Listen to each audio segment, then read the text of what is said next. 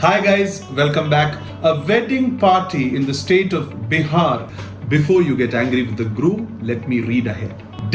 From Delhi he came to Patna, and headache, rash, a superficial clot, constipation or diarrhea or body pain. The authorities cannot stop this one error in judgment, loss of a son, so many issues, and also the disease spreading. Hi guys, welcome back. Today we will be reading a newspaper article about how a wedding party in the state of Bihar in India became a super spreader event and ended up in the news. A lot of you had asked me to interpret this article and what would have possibly happened there. And here we are. Let's start right away. This is an article from the CBS, July 1st, 2020. Groom may have been a coronavirus super spreader at his own big Indian wedding. Let's start. New Delhi. A young software engineer working in a Delhi suburb who returned to his hometown in the eastern state of Bihar last month for his wedding may have infected almost 100 people with the coronavirus. Before you get angry with the groom, let me read ahead. The groom himself died with COVID-19 symptoms just 2 days after the ceremony, which was attended by more than 350 friends and family.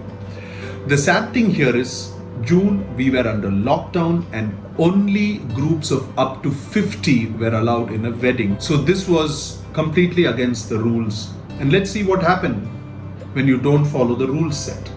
The groom 30 traveled to his hometown of Paliganj in Bihar in the second week of May. He soon began showing symptoms typical of the new coronavirus. So basically, the guy was in Delhi. From Delhi, he came to Patna, and it says as soon as he landed there, he started to show symptoms of the new coronavirus. What were the symptoms? Fever and diarrhea. Yes, now the COVID-19 comes up with a lot of just one symptom. It could be just headache, it could be a rash, it could be a superficial clot. Sometimes it could just be constipation or diarrhea or even just body pain. So how do we identify if it is COVID-19 or just the flu? One is you have to wait and see if the symptoms are improving and immediately think if there is a possibility that you could have met somebody who could have had the COVID-19. Immediately think back. If no, then wait to see if your symptoms are resolving in a day or two. If it is not resolving, I would definitely suggest checking your saturation with the pulse oximeter. If it is above 95 and your symptoms are still not reducing, I think you should call your doctor. And if it is below 95, definitely call your doctor. Fall of saturation is one of the clinical symptoms of COVID-19 infection. That's the important point here. As the June 15th wedding day approached, he wasn't tested for the virus and his family reportedly ignored his wishes to postpone the big day. This is really sad, man. If somebody is sick and they ask you to postpone their wedding, it means they are really sick. Even though he was feeling unwell by June 14th. Okay, let's again get back to the timeline. May 15th, he came to Bihar. He started to feel the symptoms. Wedding was on June 15th. 1 month incubation period, 1 month improvement of symptoms. 1 month they hadn't tested even though it was the pandemic. Many mistakes. I hope we don't make similar things again. Even though he was feeling unwell by June 14th and wanted the wedding deferred, family heads from both sides advised against it, citing huge financial losses if the arrangements had to be cancelled. This was told by a relative to an Indian newspaper. So basically, we probably know what happened. Like pressure from the society of cancelling a wedding, pressure from the society of just inviting 50 people. I think as Indians, this is the time for us to evolve and break that barrier about if you're going to have a wedding, if you're forced to have a function, make sure you do not give in to pressure and invite many people, but follow the rules and avoid gatherings. I think that would be a really good thing for us to do during this pandemic. That's an adaptation. Then, reading on. The groom was given some over-the-counter medication to bring down his fever, and the family went ahead with the wedding on June 15th as planned. More than 350 guests from his village and his brides feasted and celebrated together that day. 1. Please do not take over-the-counter medications because fever or any sign of inflammation is actually fighting to reduce the virus. So if your fever is persisting, call your doctor, get it tested if your doctor feels that you need a test. That's what you have to do. And Especially if you have fever for 30 days, it means, and your symptoms have not gone, it means you're at the height, zenith of your infection. And having 350 guests feasting and celebrating. So basically, even when we go outside, now studies are showing that there are certain areas which are more infective, like areas where our inhibitions are reduced and we start to talk and we start to joke and we start to spit out. When we make the area aerosolized, weddings and bars apparently are areas which are high risk. They come under risk 7, from 0 to 7. 0 is walking in a park where nobody is around. That is 0. 7 is in a really crowded bar or at a wedding where you're talking and your inhibitions are lowered. So you drink some alcohol, you put your hand, pull down your mask, boom, COVID-19. Further reads, 2 days later, the family tried to rush the man to a hospital as his condition continued to deteriorate, but he died on the way. The family quickly cremated him without informing the authorities, so he was never tested for the coronavirus, but one of the guests eventually tipped off the local authorities. Now, I can understand that this happened because, again, fear of the society. You know, what will happen if everybody knows that he is COVID-19? You know, what will happen? What would have happened is not as bad as what happened to that area now. While India lifted its strict nationwide coronavirus lockdown at the beginning of June, easing restrictions on businesses and the movement of people, large social gatherings were still banned.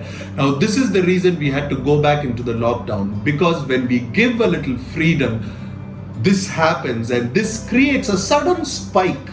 And that scares people, that scares authorities, because if the fire burns too fast, for the 1.4 billion people, we have so many subjects which can catch fire. So automatically, in order to protect that, we have to go back into a lockdown. So if you don't want further lockdowns to be instituted, let's follow the rules. This is a classical example of that. The local government is investigating how the large wedding was even allowed to take place. Okay, we know how it would have taken place, but all we know is we can learn something from it, and we have to decide to not do this. I think the authorities cannot stop this. What if you say, I will invite only 50 people, but you invite 350 people? You know, that's what probably happened here. And see who's paying the price. The groom's death prompted authorities to launch a frenzied effort to test all close relatives of the groom, some of whom had already developed COVID-19 symptoms. Officials said 15 tested positive, but the bride was not among them. This was in the first week just after the groom had died. So basically, stress for all the relatives, everybody who went, everybody who the relatives met after the wedding also. And also stress on the health authorities. You know, they should be there taking care of the sick people and not chasing people who did this, you know. Authorities then started tracing people to find everyone who came into contact with the COVID-19 positive wedding guests, work that was still ongoing till a few days ago. So basically, everyone was at the wedding met is in trouble. They are probably isolated at home. Definitely, we don't want this happening again. On June 24, more than 360 people in the village were tested and almost 100 of them tested positive. Luckily, most of them were asymptomatic at that point of time. We still do not know, because the groom himself died only after 4 weeks. We will start to know the effects of this issue only maybe July 10th onwards. We will hear about the casualties of this issue and how much it has actually spread in that area. Till then, fingers crossed. Our first priority now is to prevent the infection, the authorities say, and break the chain. So what have you done? We have sealed parts of the neighboring 4 areas, including a suburban marketplace, said the development officer to another Indian newspaper. So basically, one mistake, one error in judgment, loss of a son, so many issues, and also the disease spreading. Then, the coronavirus is still spreading rapidly in India, the world's 4th worst affected country by the numbers, with close to 600,000 known cases and more than 17,000 deaths. I definitely have to speak about this statement. Please do not panic with this. The numbers are not crazy. India is 1.4 billion. Our population is high. We have not contained the virus. The virus will spread. The idea is the numbers will rise, but it should not rise like a spike. Events like this is what we should be afraid of. This is what should scare us, and this is what we should try to stop. The gradual spread of infection we will not be able to stop till 40% of India is infected. And what we should do is we should not allow that to happen in 1 month time. It should happen slowly. And events like this will stop that from happening. It will cause spikes, which will cause further spikes, which will stress our health industry and make it harder for us. It will increase our mortality rates. So as responsible members of the community, let us stop events like this from happening by talking to people if we get invites. And if they don't listen, by informing the authorities. And the next article I will be talking about is about the vaccines and what is actually happening, all of us know in our head that, come on, man, you cannot actually say a vaccine is going to be safe in a period of 6 months. So I'm going to break it down and explain to you why they say that it could be okay and what are the pros and the cons. There are definitely pros and cons. So let's discuss about that in the next video. And if you guys like this video, press like, because I would like to know if it helped you or not. And subscribe to my channel if you'd like such regular updates. See you soon, guys, with the vaccine video. Bye-bye.